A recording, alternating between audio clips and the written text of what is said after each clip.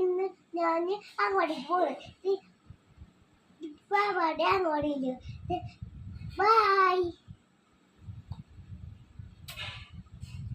അമ്മോള് അംഗനവാടി പോവാ. ബൈ.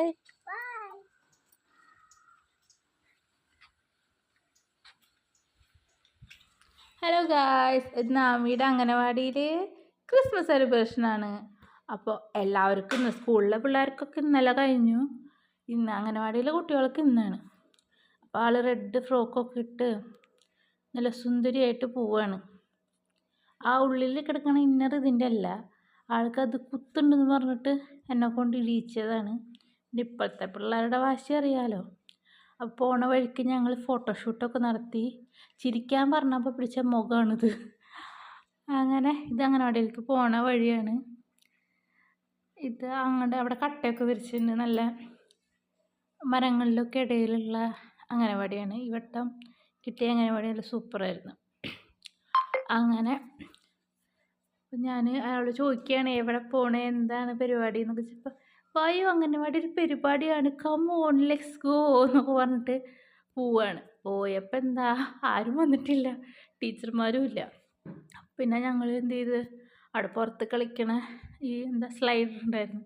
അപ്പം അതിലൊക്കെ ആൾ കയറി കളിച്ച് അങ്ങനെ കുറേ നേരം അവരെ വെയിറ്റ് ചെയ്തിരുന്ന് അങ്ങനെയാണ് എല്ലാവരും വന്നത്. എല്ലാവരും വന്നു കഴിഞ്ഞപ്പോൾ പിന്നെ ആളിതിലായി ഹാപ്പിയായി, അവരെയും കൊണ്ടായി ഇതുമ്മ കയറൽ.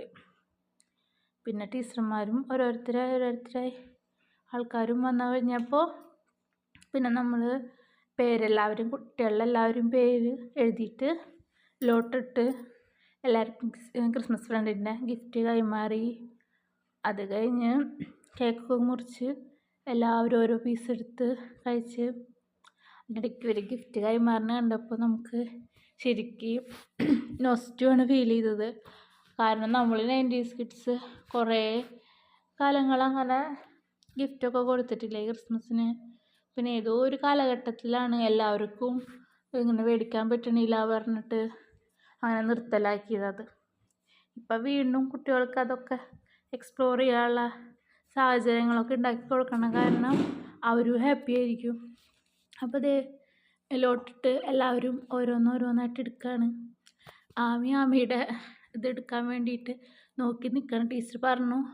ടീച്ചർ പറയുമ്പോൾ എടുത്താൽ മതി എന്ന്. അപ്പോൾ അത് കാരണം ആളിങ്ങനെ നോക്കി നിൽക്കുകയാണ് ഏതെടുക്കുമെന്ന്. എല്ലാ കുട്ടികളും എടുത്തുകൊണ്ട് പോകണമെന്നൊക്കെ നോക്കിക്കുക. അപ്പോൾ അങ്ങനെ ആൾക്കും കിട്ടി. ഇത്ത വഴിക്ക് എൻ്റെ കയ്യിൽ കൊണ്ടുവന്ന് തന്നിട്ട് തുറന്ന് നോക്കുകയാണ്. എന്നോട് ചോദിക്കുകയാണ് ഇത് ആരുടെ പേരാണെന്ന്. അപ്പോൾ ഞാൻ പറഞ്ഞു ഐഷമുത്ത് എന്ന് പറഞ്ഞിട്ടുള്ള ആളുടെ ഫ്രണ്ടിൻ്റെ പേരാന്ന് പറഞ്ഞപ്പോൾ ഇഷ്ടമായി. അങ്ങനെ ഗിഫ്റ്റ് ടീച്ചർക്ക് കിട്ടിയത് ഈ കുട്ടീനെയാണ്. അങ്ങനെ ആ കുട്ടി അടുത്ത കുട്ടിക്ക് കൊടുത്ത്, മറ്റേ കുട്ടി വേറെ കുട്ടിക്ക് കൊടുത്ത്, അങ്ങനെ ഗിഫ്റ്റുകളൊക്കെ കൈമാറി. ആമീനെ കിട്ടിയത് ഞങ്ങളുടെ തൊട്ടടുത്ത വീട്ടിലുള്ള ആമിയുടെ ഫ്രണ്ടിനെ തന്നെയായിരുന്നു കിട്ടിയ. അപ്പോൾ ആമിക്ക് ആ കുട്ടി ഗിഫ്റ്റ് കൊടുത്ത് ആമിക്ക് കിട്ടിയ കുട്ടി ആയിഷമുത്തായിരുന്നു. അപ്പോൾ ആ കുട്ടിക്ക് ഗിഫ്റ്റ് കൊടുത്തു. അപ്പോൾ ആമിക്ക് ഇന്നലെ രാത്രി വാപ്പച്ചി വരുമ്പോൾ കൊടുന്നതായിരുന്നു ഒരു ഹാർട്ടിൻ്റെ ഉള്ളിൽ ടെഡി ബിയറും 3 റോസാപ്പൂഒക്കെ ഉള്ളൊരു ഗിഫ്റ്റായിരുന്നു. അപ്പോൾ ആളിതുവരെ കണ്ടിട്ടുണ്ടായിരുന്നില്ല സംഭവം എന്താണെന്ന്. ഇപ്പോഴും കണ്ടിട്ടില്ല. കണ്ടെങ്കിൽ കൊടുക്കൂല. കാരണം ഞാൻ ഗിഫ്റ്റ് റാപ്പിലാക്കി പൊതിഞ്ഞിട്ട് ബാഗിൽ വെച്ചേക്കായിരുന്നു. അവിടെ ആ സമയം ഞാൻ പുറത്തേക്ക് എടുത്തിട്ട് ഗിഫ്റ്റാണ്, ഉണ്ണിക്കുള്ളതല്ല, ഉണ്ണി വേറെ ആൾക്ക് കൊടുത്താലാണ് ഉണ്ണിക്ക് കിട്ടുള്ളൂ എന്ന് പറഞ്ഞത്. അത് കാരണം കൊടുത്ത്. പിന്നെ കേക്ക് മുറിക്കുക എല്ലാവരും കൂടെ വട്ടത്തിൽ അങ്ങനെ കേക്കൊക്കെ മുറിച്ചു. പീസായിട്ടുള്ളത് തന്നെയായിരുന്നു, കറക്റ്റ് എണ്ണം പറഞ്ഞ പീസായിട്ട് എന്നെ മുറിച്ചിട്ട് മേടിച്ചത്. വൈറ്റ് ഫോറസ്റ്റ് ആയിരുന്നു, നല്ല ടേസ്റ്റ് ഉണ്ടായിരുന്നു. ആമിക്കൊരു പീസ് കിട്ടി, കൂട്ടത്തിൽ എനിക്കും തന്നു. എല്ലാവരും അവിടെ കൊടുത്തു കേട്ടോ. അങ്ങനെ ആമിയുടെ പീസും തിന്ന്, എൻ്റെ പീസും തിന്ന്. നല്ല ടേസ്റ്റുള്ള കേക്കായിരുന്നു. അപ്പോൾ ആൾ നല്ല ഹാപ്പി ആയിരുന്നു. ഇന്ന് ആൾ ലൈഫിൽ ആദ്യമായിട്ടാണ് ഇങ്ങനെ ക്രിസ്മസ്